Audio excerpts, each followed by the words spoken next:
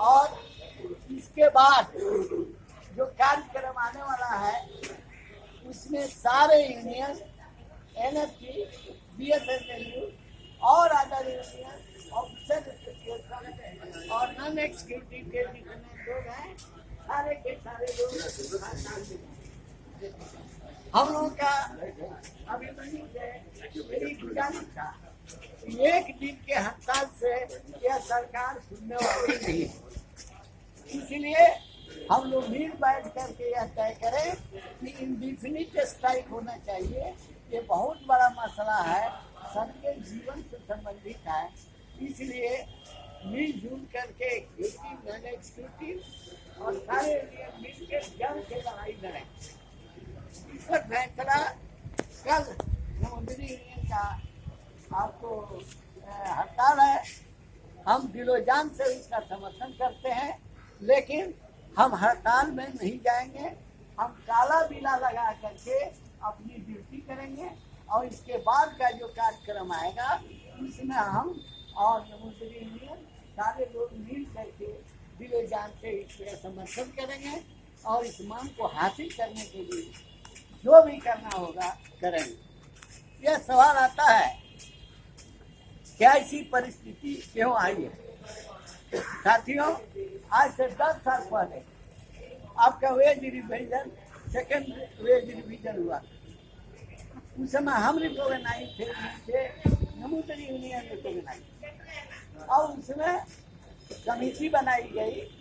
Committee बना के union representative और सरकार के नुमाइंदे बैठ करके बाइलेटरल टॉक में या हर एक पॉइंट पर डिस्कशन करके यह फैसला किया गया जो आज लागू है। लेकिन इस बार क्योंकि नरेंद्र मोदी की सरकार वर्कर्स विरोधी है, नीचे तबके के हित की बात नहीं सोचता है, बड़े लोगों के हित की बात सोचता है, इसलिए जो कमेटी ने रिकमेंडेशन किया उसमें करीब करीब 100 आपको पीएसयू जो कॉर्पोरेशन है उसका नाम ही नहीं दिया और यह कह दिया कि इसके वेज रिविजन की जरूरत नहीं। लेकिन इस पर प्रतिकार किया गया, बहुत मीटिंगें हुई और मीटिंग होने के बाद हमारे लिए सुखद समाचार ये है कि सीएमडी आपका बीएसएनएल से लेकर के नीचे के जितने अधिकारी हैं हमारी इस मांग के साथ हैं कि वेज रिविजन बीएसएनएल का होना चाहिए।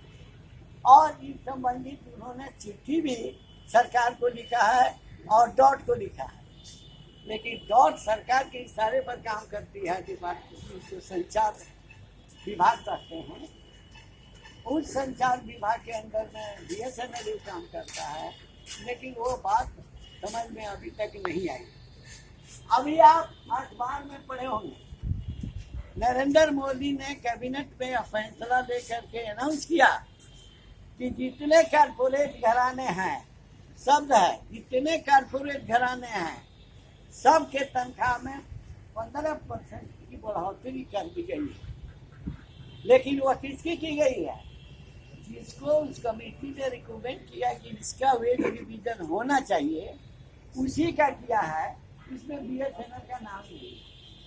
हम लोग इस लड़ाई को जम के लड़के अपना वेज रिविजन तय करवाना चाहते हैं और सारे जगह यह लड़ाई शुरू हो गई। वेज रिविजन 15% नरेंद्र मोदी की कैबिनेट में फैसला करके लोगों को, पूरे देश के लोगों को गुमराह किया।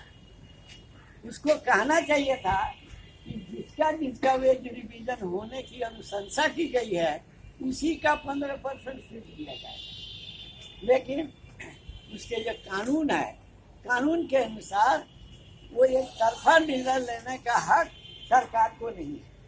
कारपोरेट घराने में जो बाई सेटलमेंट जिसको कहते हैं, समझौता के आधार पर वेज रिविजन का समझौता, उसके लिए यूनियन रिप्रेजेंटेटिव और सरकार के रिप्रेजेंटेटिव दोनों साथ बैठते हैं और बैठने के बाद यह तय किया जाता है कि कैसे लोगों का सेटलमेंट वेज रिविजन किया जाएगा, किस चीज की अनुशंसा होना चाहिए नहीं होना चाहिए।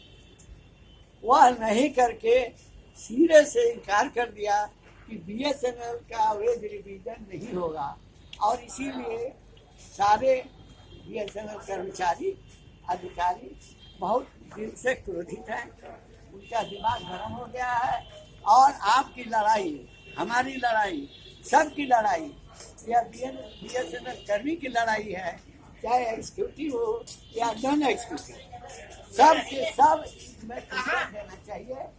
यह सवाल आपके अस्मिता को बचाने का है, आपके जीवन शैली को बदलने का है, और आप